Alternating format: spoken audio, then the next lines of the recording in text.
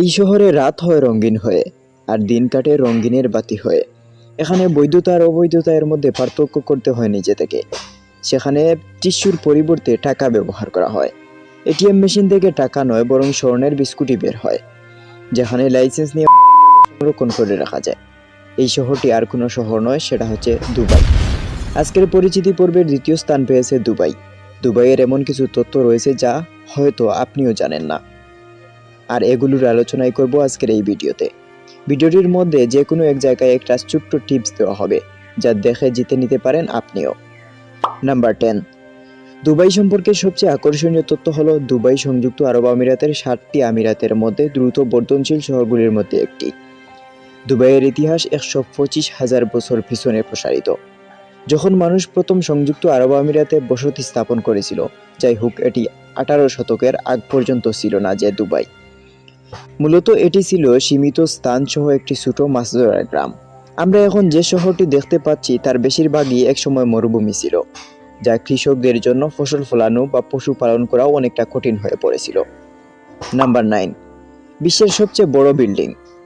এই বিশাল আকাশচুম্বী ভবন সম্পর্কে কথা না বললে আমিরাতের কোনো উল্লেখ সম্পূর্ণ হবেই না। 828 মিটার উচ্চতায় এটি একে অপরের উপরে দাঁড়িয়ে থাকা প্রায় 3টি আইফেল টাওয়ারের সমান। এটির চকচকে কাচের সম্মুখভাগ পরিষ্কার করতে 36 জন কর্মীর 3 মাসেরও বেশি সময় লেগেছিল।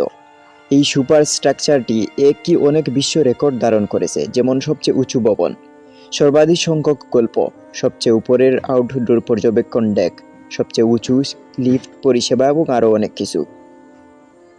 নাম্বার 8, দুবাইয়ের জনসংখ্যা প্রায় 30 লাখ, কিন্তু মাত্র অল্প শতাংশই সংযুক্ত আরব আমিরাতের বাসিন্দা। এই শহরে ভারতীয়, পাকিস্তানি, বাংলাদেশি, ব্রিটিশ, আমেরিকান এবং আফ্রিকার সম্প্রদায় সহ প্রচুর সংখ্যক বিদেশি প্রবাসীর আবাসস্থল, যা এটিকে একটি বৈচিত্র্যময় এবং বহু সাংস্কৃতিক কেন্দ্র করে তুলেছে। এর কৌশলগত অবস্থান, লাভজনক অর্থায়ন নীতি এবং প্রযুক্তিগত উন্নয়নের কারণেই দুবাই বিশ্বব্যাপী ব্যবসার জন্য একটি হটস্পট হয়ে উঠেছে। নাম্বার 7, দুবাইল্যান্ড। দুবাই জেলায় অবস্থিত এই দুবাইল্যান্ড, দুবাই মিরাকল গার্ডেন কার্বের সাথে বিশ্বের বৃহত্তম প্রাকৃতিক ফুলের বাগান। 2013 সালে ভালোবাসা দিবসের উদ্বোধনের পর থেকে এই শ্বাসরুদ্ধকর উদ্যানটি 150 মিলিয়নেরও বেশি ফুল দিয়ে সাজ্জিত। 72,000 বর্গ কিলোমিটার জায়গার সাথে দর্শকদের মনোমুগ্ধ করেছে। প্রায় 9 বছর আগে এটি উদ্বোধনের পর থেকে ভালোবাসা দিবসে দুবাই মিরাকল গার্ডেন এই অঞ্চলের সবচেয়ে মনোরম এবং মিষ্টি গন্ধযুক্ত পর্যটন আকর্ষণে পরিণত হয়েছে। নাম্বার 6, সবচেয়ে বড় সাসপেন্ডেড অ্যাকোয়ারিয়াম। অ্যাকোয়ারিয়ামের সৌন্দর্য যা এক প্রতীকী অর্থেই ব্যবহার করা হয়। অ্যাকোয়ারিয়ামের মূল উদ্দেশ্যটাই হচ্ছে সৌন্দর্য বাড়ানো, কিন্তু আপনি হয়তো জানেন না দুবাইয়ে এমন একটি অ্যাকোয়ারিয়াম রয়েছে যার 10 মিলিয়ন লিটার পানি রাখার ক্ষমতা রয়েছে। এটি বিশ্বের বৃহত্তম সাসপেন্ডেড অ্যাকোয়ারিয়াম। এটি দুবাই মলের গ্রাউন্ড লেভেলেই অবস্থিত। এটিতে বিশ্বের সবচেয়ে বিস্তৃত স্যান্ড টাইগার হাঙ্গরও রয়েছে। এই অ্যাকোয়ারিয়ামে 200টিরও বেশি প্রজাতির 33,000টির বেশি জলজ প্রাণী রয়েছে। Number 5, Dubai dino. জীবাশ্ম সংরক্ষণ তো সবাই করে, কিন্তু কে দুবাই ডিনো এর মতো করতে পেরেছে? ডিপ্লোকুকাস লঙ্গাসের একটি জীবাশ্ম 155 মিলিয়ন বছরের পুরানো, যা দুবাই ডিনো নামেই পরিচিত। এটি দুবাই মলে স্থায়ীভাবে প্রদর্শন করার মতো সুযোগ করে দেওয়া হয়েছে। এটি বিশ্বের কয়েকটি জীবাশ্মের মধ্যে একটি, যা প্রায় সমস্ত হাড় অক্ষত রেখে সংরক্ষণ করা হয়েছে। নাম্বার 4, গোল্ডেন কার। দুবাইয়ের বাসিন্দাদের বিশাল বহুল জীবনযাত্রার জন্য সুপরিচিত।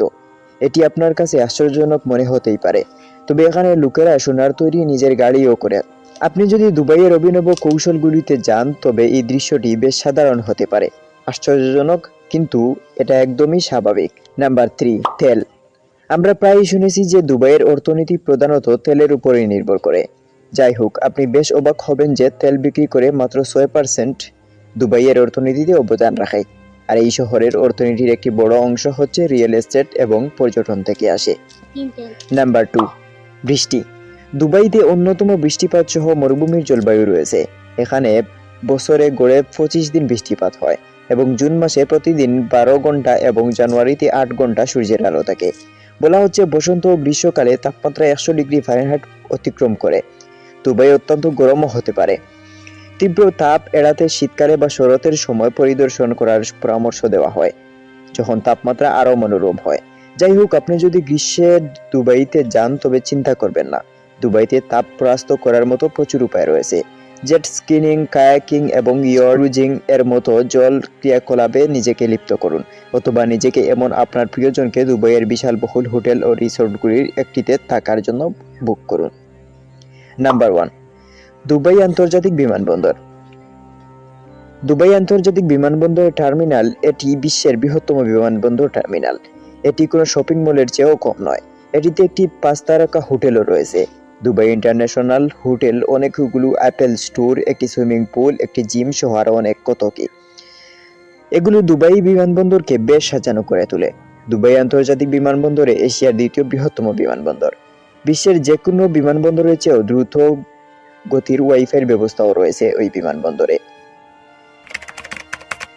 দুবাই আইন বেশ শক্তিশালী, আর দুবাই আইন মেনে যদি আপনি চলাচল করেন তাহলে আপনার উপরে দুবাইয়ের প্রধানমন্ত্রীও কথা বলতে পারবে না।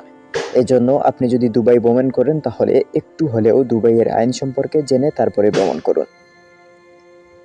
আমি নিশ্চিত যে দুবাই সম্পর্কে এই তথ্যগুলো জানার পরে আপনি বিলাসবহুল শহরটি অন্বেষণ করতে আরও বেশ উত্তেজিত হয়ে পড়বেন। কিন্তু এই উপযুক্ত টিপসটি মেনে আপনি ভ্রমণ করুন দুবাইয়ের সুন্দর শহরগুলো। ভালো থাকুন, সুস্থ থাকুন, আর আমাদের সঙ্গে থাকতে কখনো ভুলবেন না। ধন্যবাদ।